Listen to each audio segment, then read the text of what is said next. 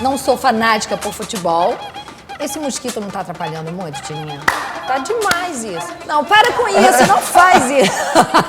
Ela bota tudo, vai. Ela bota tudo, ela acaba comigo.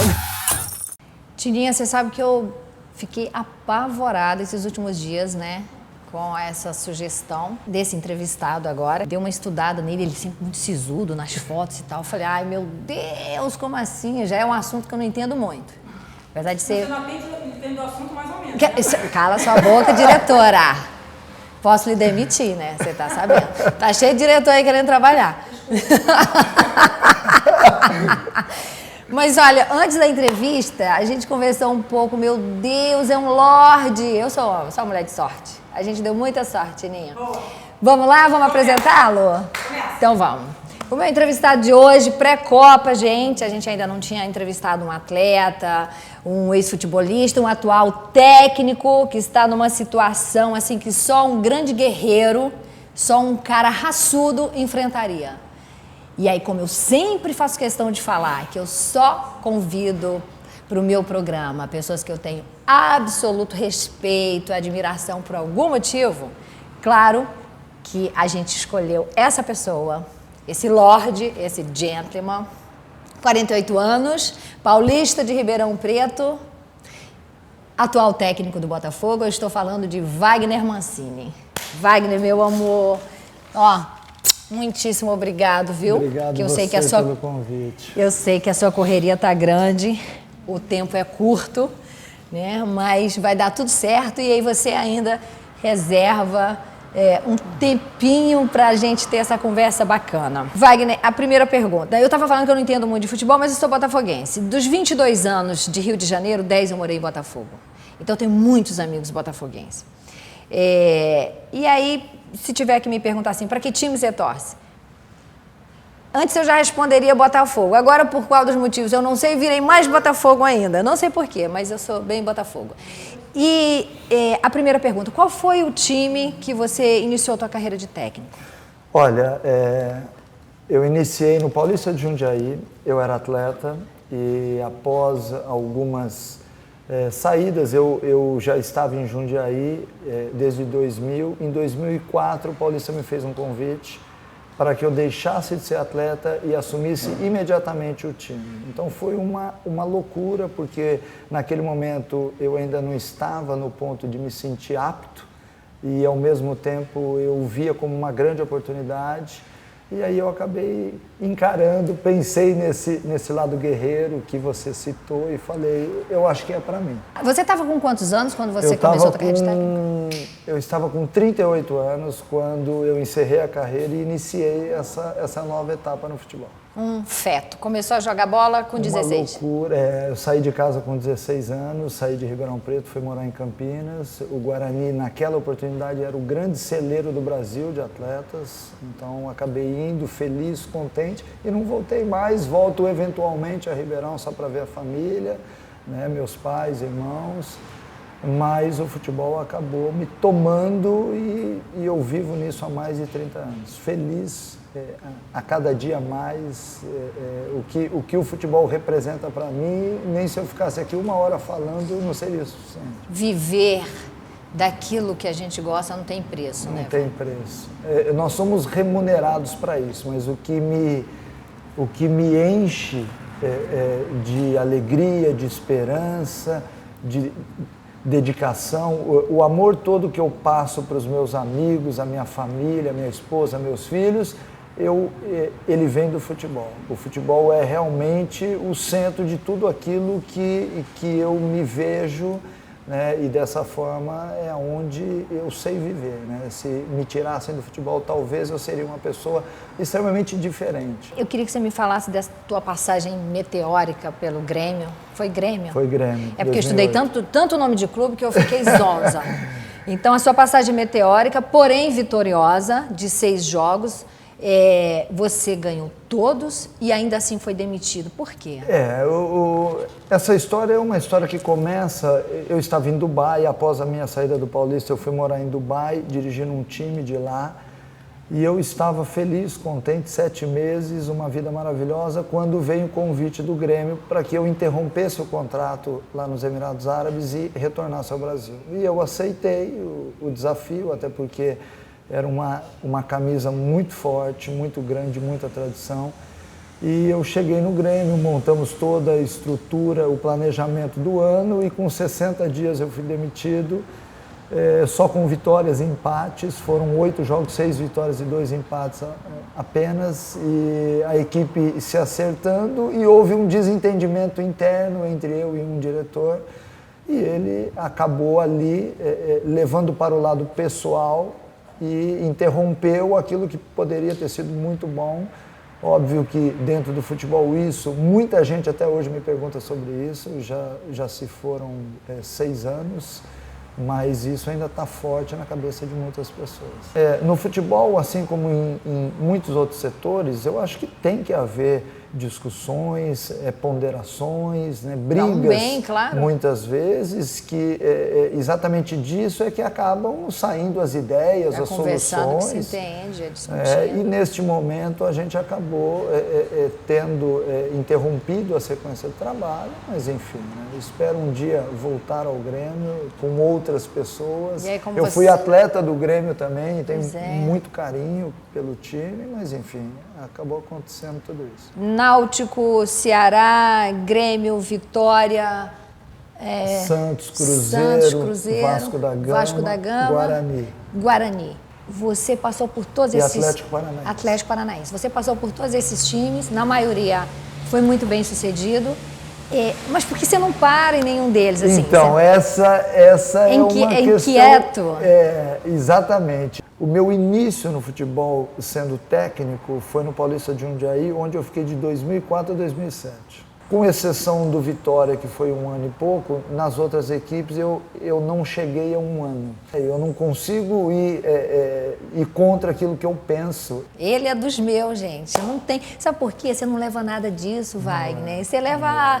A gente leva a vida que a gente levou. Exatamente. É isso, entendeu? Eu acho que você leva o conhecimento, porque espiritualmente falando, você acrescenta muito, mas nada mais. Isso não tem preço. Não você, tem preço. Né, se acordar e você está com saúde para encarar os leões do dia a dia, né? Eu acho que é ter o bem maior, é a serenidade. Eu peço saúde e sabedoria, o resto vem. Exatamente. Eu tenho amigos que me falam, pô, mas você vive intensamente o futebol, 24 horas em cima disso, fazendo outras coisas também. Mas a vida da gente é assim. Sim. Se nós acordamos, exatamente, eu tenho o hábito de acordar, olhar, e quando eu vejo aquele sol maravilhoso, aquele céu azul, eu me inspiro para que eu possa ter esse dia, né? E muita gente não tem. Sim. Muita gente não tem aonde ir, muita gente não tem um amigo para sentar e conversar. E eu posso te falar, e isso é um orgulho muito grande para mim. Até porque o futebol me deu a capacidade de fazer muitos amigos, e o futebol é um meio de uma amizade muito forte, porque as pessoas confiam pouco em quem está por fora e muito em quem vive os mesmos problemas. Sim. Em qualquer lugar do Brasil que eu for, eu tenho um amigo do futebol que eu posso sentar, bater um papo, e isso não tem preço. Não tem. Eu também preservo muito isso, porque eu acho que um amigo pode te levar a um lugar que dinheiro no mundo te leva. Exato. Eu já tive prova disso. Vamos falar de Botafogo? Vamos lá. Então vamos lá, a pressão tá grande? A pressão pessoal tá. Internamente a gente sabe que o Botafogo necessita de resultados, porque é uma camisa muito forte. Sim. E quando eu aceitei esse desafio, eu sabia de tudo isso, né, de salários atrasados, de um clube que busca resgatar uma história muito bacana e que está com dificuldade. Então eu sabia de tudo isso, sabia que teríamos Vai ver que é por isso que você topou. Exatamente. Wagner, vem pra cá, o time tá bem, o patrocinador tá pagando, os jogadores todo mundo recebendo, todo mundo correndo muito. Aí não tem muita você não ia graça. querer. Você sabe que essa capacidade de fazer com que todo mundo dê o seu máximo, é isso que eu busco na carreira. Eu quero ser para o atleta o melhor técnico que ele já teve. Não só no aspecto tático, porque o aspecto tático você estuda, você aprende, eu quero viver o dia a dia do atleta, eu quero que o cara amanhã se lembre, a partir do momento em que sai uma pergunta, o melhor técnico, que ele se lembre de mim. Claro. Porque eu acho que o atleta não está resumido ao cara que entra em campo. Tem um ser humano que você pessoal, abastece com informações. E que influencia diretamente no resultado em campo, né? E que tem sentimentos e que tem que conviver. Eu acho que eu posso passar muita coisa para os jovens e para os mais experientes, eu sou aliado deles. Sim. Eu falo para eles que eu quero que eles me olhem, eu vou estar à margem do campo, mas eu estou jogando junto com eles. Eu acho que esse é o ponto fundamental. Eu li uma nota que a chamada era o seguinte, acho que no R7 Esportes. Wagner Mancini fala, Emerson Sheik será só mais um no Botafogo. Você continua com essa opinião? 5 jogos, 4 gols? Na verdade, essa matéria, eu não disse isso. Eu imagino. Me perguntaram se ele teria algum tipo de privilégio. Eu falei, não, ele é mais um dentro do grupo, mas é óbvio que ele é diferencial, não só dentro do time, e ele tem mostrado isso daí, mas ele é diferente. O Emerson é uma pessoa diferenciada também no dia a dia, naquilo que a gente vive, ele com a sua experiência, bagagem, é de uma humildade fora do comum e tem nos ajudado muito, e eu tenho certeza que vai ajudar muito ainda. É uma das pessoas, com o pouco tempo que eu tenho com ele no Botafogo, é uma das pessoas mais francas que eu vi na vida. E eu acho que isso é muito importante, você ter pessoas assim do seu lado, porque eu também sou assim, eu gosto de olhar no olho, falar a verdade, e eu gosto de ter também pessoas dentro do grupo, do ambiente de trabalho, que pensem dessa forma e que sejam assim. A Fúria Jovem era tido como uma das torcidas mais violentas do Rio de Janeiro.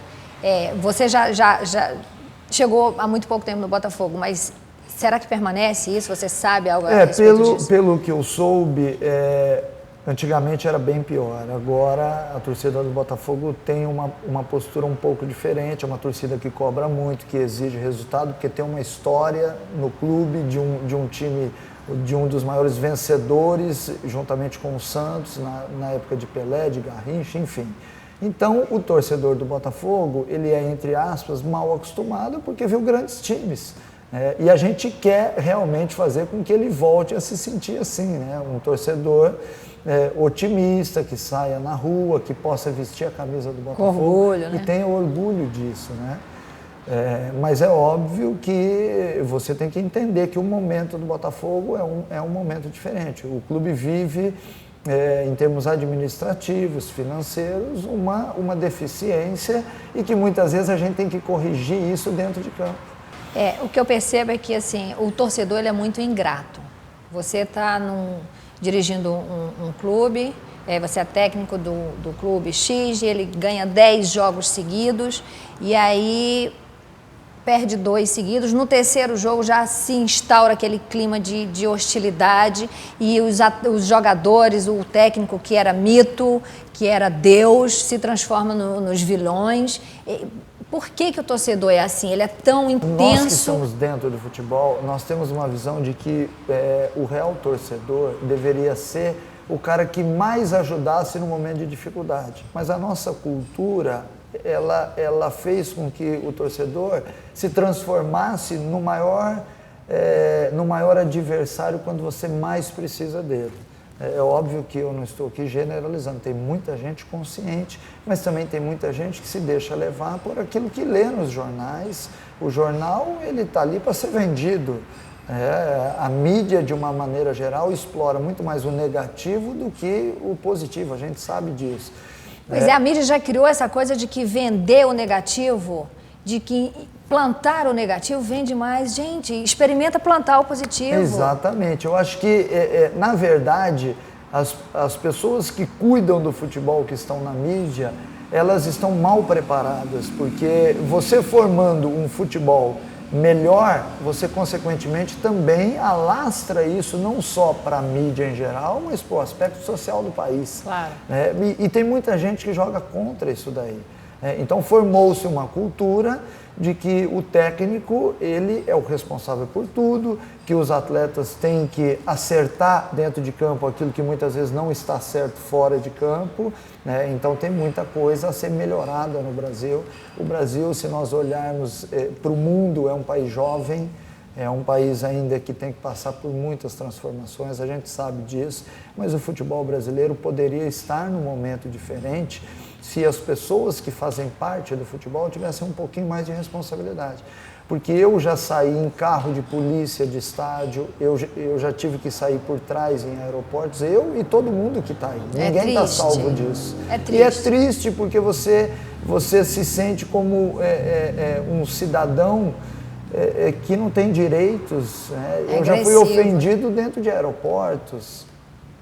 Agora, vamos nós lá ofender alguém, você é preso. Sim, Então, é essa dificuldade que a gente enxerga. Mas, ao mesmo tempo, o mundo do futebol é assim. Então, nós temos que encarar e aí a gente abre o peito. E tentar fazer a nossa parte no sentido de que o que a gente puder melhorar, né? E passar informação. Exatamente. Né? Que a informação acho que é o mais importante. Exatamente. Heleno de Freitas, Garrincha, Zagallo e Jairzinho. Você compararia algum atleta do cenário atual a um desses mitos? Dos atletas que eu tenho no Botafogo, eu acho que se eles perdurassem, se nós falássemos do Emerson Sheik, o futebol que ele joga, com certeza ele seria um ídolo do Botafogo nessa proporção. E 7 é um número cabalístico e número cabalístico o pequeno pegou a camisa do Garrincha. Não está com o Emerson à toa. Não. Né? É óbvio que não. Eu acho que o Jefferson também faria história desse jeito. Ele tem uma história muito bonita no Botafogo. Acho que se ficasse uma década, certamente seria um dos maiores da história do Botafogo. Então eu acho que essa relação, o potencial desses dois atletas, com certeza seria para marcar a história no clube. Copa adentrando as nossas casas, vamos dizer assim. E eu vejo o brasileiro desacreditado. Aquela coisa de pintar as ruas, bandeirinhas nas portas, eu não estou vendo isso. Acho que o Brasil pode fazer a maior Copa do Mundo da história pela simpatia, pelo calor humano, por tudo aquilo que nós temos de sobra. Claro. Agora, na infraestrutura, a FIFA, quando escolheu o Brasil, sabia de tudo isso. Sabia que os estádios ficariam prontos após o tempo, sabia que nós teríamos uma série de dificuldades sociais, assim como a África do Sul teve também. Sim. Nós não somos a Alemanha, nós não somos a França ainda, seremos amanhã mais do que eles, eu não tenho dúvida disso. Mas hoje ainda não somos e a gente tem que admitir. Então que cada brasileiro faça a sua parte, que receba bem os turistas e que incentive a seleção. Você respira futebol, você arruma tempo para levar a esposa para o cinema?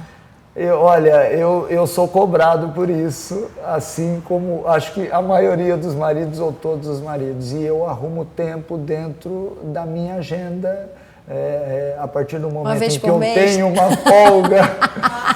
A partir do momento que eu tenho uma folga, eu tento me dedicar a eles, porque eu sei que estando distante isso aí fica muito difícil, né? Então tem a parte dela, dos meus filhos também, que a gente tenta ao máximo atender, mesmo indo dormir sabendo, né, lá no íntimo que faltou alguma coisa. A gente e sempre se sente culpado. É uma loucura, é uma loucura. Nosso programa tem, ao finalzinho, a gente tem um bate-bola. Agora é um verdadeiro bate-bola. É comigo mesmo. Com você mesmo. Wagner, vamos lá. Amor. Intenso. Família. Tudo. Maior decepção. Eu acho que o aspecto profissional, na minha vida particular, eu não tenho decepções. Maior vitória? O nascimento dos meus filhos. Até porque nós tivemos um tempo, um processo difícil. Mas como dizia Fernando Pessoa, tudo vale a pena quando a alma não é pequena. É isso aí. Na lata. Temos que ser melhores. A gente tem que investir em nós mesmos. Acho que o investimento no ser humano e na parte espiritual é que vai fazer o mundo melhor.